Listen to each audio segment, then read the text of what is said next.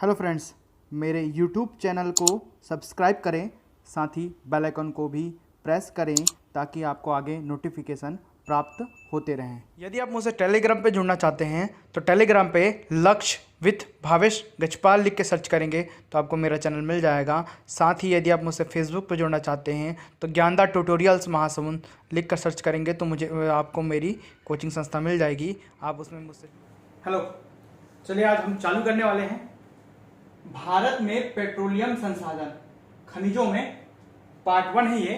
आज से मैं भारत के खनिजों के पार्ट चालू करने वाला हूं, जिसमें सबसे पहले मैं पेट्रोलियम चालू करने वाला हूं। आपको पूरे जो कंटेंट मिलेंगे सभी मानक पुस्तक एनसीईआरटी से ही मिलेंगे। एनसीईआरटी का ही यह सार संग्रह है।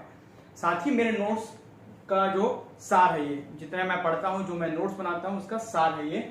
सभी मानक है, सभी किसी न किसी मानक पुस्तक से लिए गए हैं। Petroleum resources in India, Bharat में पेट्रोलियम रिसोर्सेज कैसे आया, कैसे उत्पत्ति हुई, कौन चलाता है, क्या करता है, कहां खुदाई होती है, सभी मैं पार्ट 1 में पढ़ाने का कोशिश करूंगा, जो कि वन लाइनर एग्जाम के परिप्रेक्ष्य से महत्वपूर्ण है ही। साथ ही मेंस में भी इसके आंकड़े आप दर्शा सकते हैं। पूरा पेट्रोलियम एक व्हाइट बोर्ड पे खत्म हो गया है। चलिए बढ़ते हैं। साथ ही टेलीग्राम चैनल से भी जुड़िए आप, है ना। टेलीग्राम में लक्ष्य विथ भावेश गजपाल लिखिए, आपको टेलीग्राम में चैनल मिल जाएगा, ज्वाइन कीजिए, उसमें जुड़िए। वीडियोस के लिंक सबसे पहले मैं उसमें डालता हूं। तो भारत में पेट्रोलियम में सबसे पहले, जैसे कि पुराने वीडियो में मैं चट्टान पढ़ाया हूं, चट्टानों का वीडियो आप जरूर देखें। तो चट्टानों में टर्शियरी या तृतीयक युग की चट्टानों से ही पेट्रोलियम निकलता है। टर्शियरी, जिसको तृतीयक युग की चट्टानें कहते हैं, जो कि अवसादी चट्टानें। अवसाद मतलब जब जीव जंतु पैदा हुए ना, जब समुद्रों में स्थित जीव जंतु हुए, वो दब कर समुद्र में रहने वाले जीव जंतु जब दब गए लाखों करोड़ों सालों में, तो पेट्रोलियम पदार्थ बने। जबकि जो धरती पर जो जीव जंतु दबे, पेड़ पौधे जीव जंतु, वो कोयले का निर्माण करते हैं। क्या बनाते हैं? वो कार्बन बनाते हैं, मतलब कोयला बनाते हैं। तो धरती वाले कोयला, और जो समुद्रों के जीव जंतु हैं जो पेट्रोलियम पदार्थ बनते हैं, जो क्या लुगदी जैसा पदार्थ बनाते हैं, वो उससे हम लोग खनिज तेल निकालते हैं, मतलब पेट्रोलियम जैसा पदार्थ निकालते हैं। चलिए आएंगे आगे। ठीक है, तो अवसादी है, अवसाद है जो नदियों के द्वारा बहा कर लाई जाती है। ठीक है, बच्चे कुछ पदार्थ। तो अवसादी चट्टानों से निर्मित होता है। ये किससे होता है? अवसादी चट्टानों से। यह हाइड्रोकार्बन यौगिकों का मिश्रण है। हाइड्रोकार्बन, ठीक है, जैसे मेथाइल एथाइल प्रोपाइल ब्यूटाइल आप लोग पढ़े होंगे सब, है ना। C2H5 C3H7 ये सब पढ़े होंगे। सभी जिसमें हाइड्रोजन और कार्बन होते हैं, हाइड्रोजन और कार्बन होते हैं, सभी हाइड्रोकार्बन्स कहलाते हैं। क्या कहलाते हैं? हाइड्रोकार्बन। तो ये जटिल हाइड्रोकार्बन होते हैं, बड़े हाइड्रोकार्बन होते हैं, उन्हीं का यौगिक है, कंपाउंड है ये, जिसमें 70% हाइड्रोकार्बन और 30% प्राकृतिक गैस प्राप्त होता है। 30% नेचुरल गैस की प्राप्ति की जाती है। जब भी आप कोई पेट्रोलियम पदार्थ, खनिज तेल निकालते हैं तो उसके ऊपर में गैसों का बादल जमा रहता है, जिसे प्राकृतिक गैस कहते हैं। भारत में पेट्रोलियम मुख्यतः अपतटीय क्षेत्रों से लगभग 66% प्राप्त होता है। 66% पेट्रोलियम अपतटीय क्षेत्रों से प्राप्त होता है, जिसको इंग्लिश में ऑफ शोर कहते हैं। शोर मतलब तट होता है। शोर दो प्रकार के, ऑन शोर, ऑफ शोर। ऑन शोर का मतलब तटीय, ऑफ शोर का मतलब अपतटीय। बाहर का इलाका, तट के बाहर का इलाका ऑफ शोर कहलाता है, अपतटीय कहलाता है। और ये तट के जस्ट अंदर का इलाका, जैसे समुद्र में पानी जहां तक आ रहा है वहां पर तट रहता है, रेतिल, तो रेतीला जो इलाका है ना, वो तट कहलाता है। और उसके थोड़ा सा बाहर का इलाका ऑफशोर कहलाता है। क्या कहलाता है? ऑफशोर मतलब अपतटीय, बाहर अपतटीय, अंदर तटीय इलाका। ठीक है, दो प्रकार के तट होते हैं। तो अधिकतर अपतटीय ऑफशोर इलाके से हम लोग प्राप्ति करते हैं। भारत में तेल सर्वप्रथम 1860 में असम के मार्गिरियो में खोजा गया।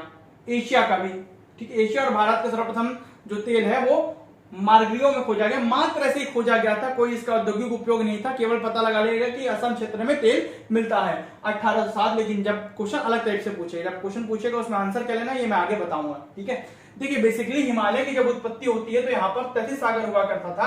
ये जो नीचे का हिस्सा है, जो प्रायद्वीपीय भारत का पठार है, ये गोंडवाना लैंड का हिस्सा था और ये अंगारा लैंड का हिस्सा था। ठीक है, बाद में जब पृथ्वी की गति उत्तर पूर्व की दिशा की ओर होने के कारण ये दबते गए और हिमालय पर्वत का निर्माण होते गया।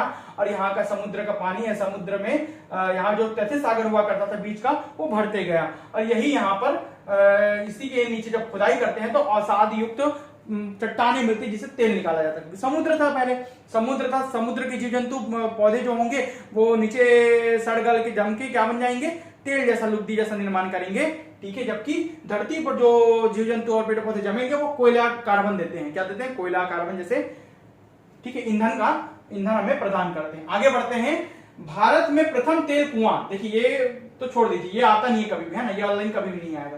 क्या आएगा, ये वाला, भारत में प्रथम तेल कुआं 1867 में 1867 में असम के माकूम में छोटे स्तर पर खोजा गया। मात्र छोटा सा तेल कुआं खोजा गया 1867 में असम के माकूम में।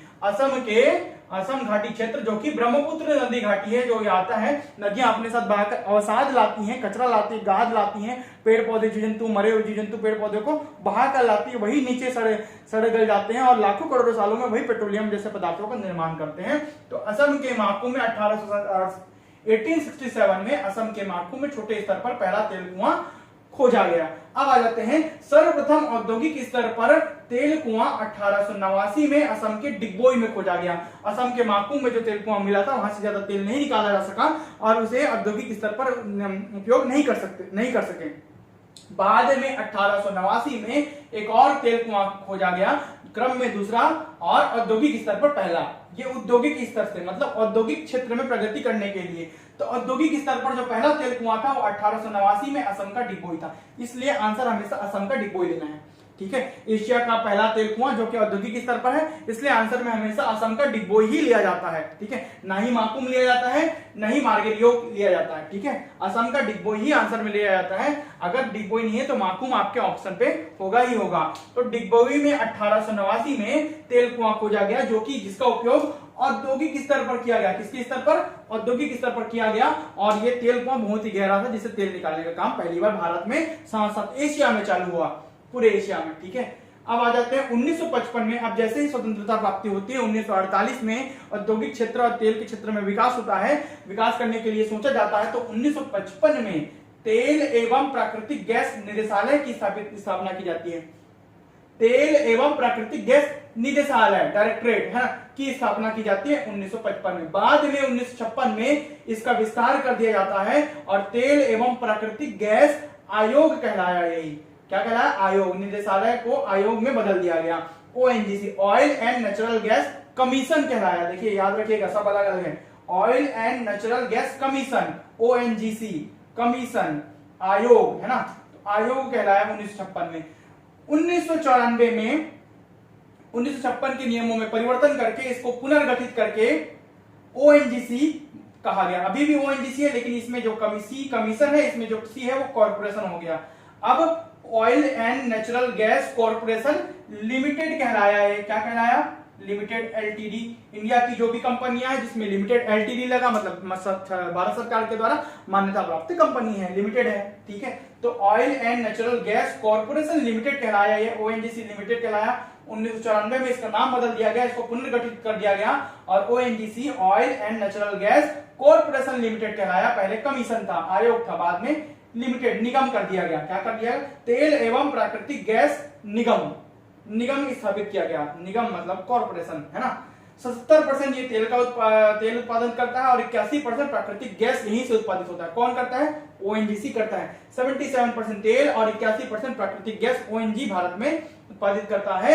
1959 में तेल के भंडारों का पता लगाने के लिए अब दूसरे स्तर पर काम होना चालू हुआ। ये तो खोदने का काम करेंगे, भंडारों का पता कौन लगाएगा, तो भंडारों का पता लगाने के लिए 1959 में 1959 में तेल भंडारों का पता लगाने के लिए ऑयल इंडिया लिमिटेड, जिसको आप जो एक बड़ी कंपनी है OIL, ऑयल इंडिया लिमिटेड की स्थापना की गई।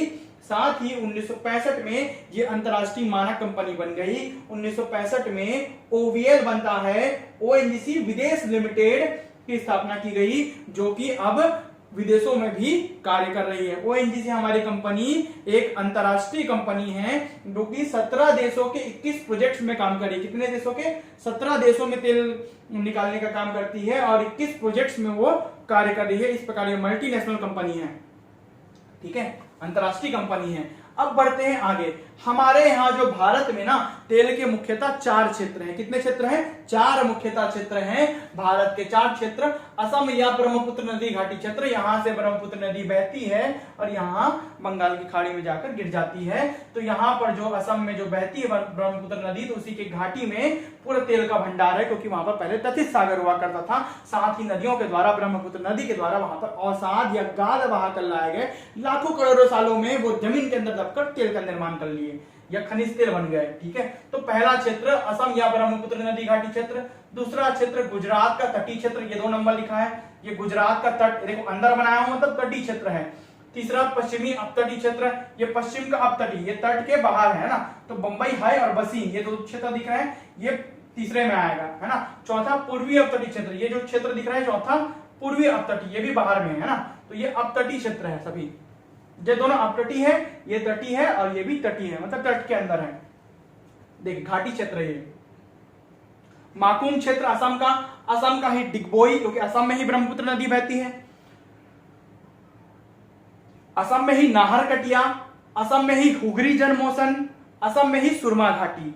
माकुम, डिगबोई, नाहरकटिया, हुगरी जनमोसन, सुरमा घाटी, ये सभी असम के तेल क्षेत्र हैं। दूसरा गुजरात का तटीय क्षेत्र, इसमें खंभात, अंकलेश्वर, कलोल, सानंद, लुनेज। गुजरात का क्या क्या भाई? ठीक है, खंभात, अंकलेश्वर, कलोल, सानंद, लुनेज, ये 5 जो क्षेत्र हैं, खंभात, अंकलेश्वर, कलोल, सानंद, लुनेज, ये गुजरात के तटीय क्षेत्र में आते हैं, जहां से तेल निकाला जाता है। 1961 में यहां खंभात और अंकलेश्वर के से तेल का खनन किया जा रहा है। वैसे तो 1958 में प्राप्ति हो गई थी, लेकिन काम जो है 1961 से किया जा रहा है। ठीक है, अब आ जाते हैं तीसरा पश्चिमी अपतटीय क्षेत्र। तीसरा जो क्षेत्र में आता है बॉम्बे हाई और बसीन क्षेत्र। कौन कौन से? बॉम्बे हाई और बसीन आते हैं ये तीसरे क्षेत्र में। मुंबई से लगभग 176 किलोमीटर की दूरी पर छोटा सा द्वीप है, जिसको बॉम्बे हाई कहते हैं। वहीं से हमारे पूरे भारत देश में जितना तेल उत्पादन होता है, उसका 65% तेल बॉम्बे हाई से निकाला जाता है, सर्वाधिक। ठीक है, इसकी खोज 1976 में की गई थी। सर्वाधिक आपूर्ति तेल की बॉम्बे हाई करता है, पूरे भारत में जितना तेल उत्पादन होता है उसका 60 से 65%। 1976 में बॉम्बे हाई खोजा गया। उसी के थोड़े दक्षिण और पश्चिम में बसीन क्षेत्र है। बसीन भी क्षेत्र छोटा सा द्वीप है, जो जहां से तेल की प्राप्ति होती है। तीनों ये दोनों क्षेत्र है, ये पश्चिमी अपतटीय क्षेत्र में आते हैं। चौथा और अंतिम तेल क्षेत्र, जो सबसे नवीन तेल क्षेत्र है, पूर्वी अपतटीय क्षेत्र में है, पूर्व की ओर तट में अपतटीय। तो रावा नवीन क्षेत्र है। क्या है? रावा। इसके अलावा अमलापुर, आंध्र प्रदेश का अमलापुर और रावा, ये सभी गोदावरी कृष्णा डेल्टा क्षेत्र में है। गोदावरी और कृष्णा नदियां जब बहकर आती हैं तो उनके क्या होता है, मुहाने पर डेल्टा का निर्माण होता है। उन्हीं डेल्टा के आगे छोटा सा द्वीप बन जाता है ना, द्वीप जैसा निर्माण हो जाता है, क्योंकि वहां पर से अवसाद बहाकर लाई है, तो अवसाद बहाकर लाई है तो वो जमा करते रहेंगी। ऐसे लाखों करोड़ों सालों में जब वो अवसाद जमा करती है, तो वहां पर जीव जंतु, पेड़ पौधे सभी के द्वारा तेल क्षेत्र का या खनिज तेल का निर्माण कर दिया जाता है। तो रावा सबसे ज्यादा नवीन तेल क्षेत्र है, अमलापुर और रावा। ठीक है, ये गोदावरी कृष्णा मुहाना डेल्टा क्षेत्र में है। इसके अलावा कावेरी की नदी के क्षेत्र में भी यहाँ प्राप्त होता है। पांचवा एक और लिखा हूं, वैसे तो 4 ही मुख्य क्लासिफिकेशन, लेकिन पांचवा अपने सेक्शन में जोड़ा हूं। ये नवीनतम सबसे अभी कुछ 1-2 साल पहले के पेपर में ये पूछा गया था कि राजस्थान के जो तेल क्षेत्र है उनका नाम क्या है। तो राजस्थान में भी तेल क्षेत्र है। राजस्थान में और गुजरात वाले क्षेत्र में नमक क्यों निकाला जाता है? वहां पर खारे पानी की झीलें क्यों हैं? क्योंकि वहां पर पहले समुद्र हुआ करता था, और जहां समुद्र के अवशेष होंगे ना, वहां पर से पेट्रोलियम पदार्थ मिलेंगे ही मिलेंगे। तो मंगला, भाग्यम, ऐश्वर्यम, मंगला, भाग्यम और ऐश्वर्यम, ये तीनों क्षेत्र राजस्थान के तेल क्षेत्र हैं। क्या क्या?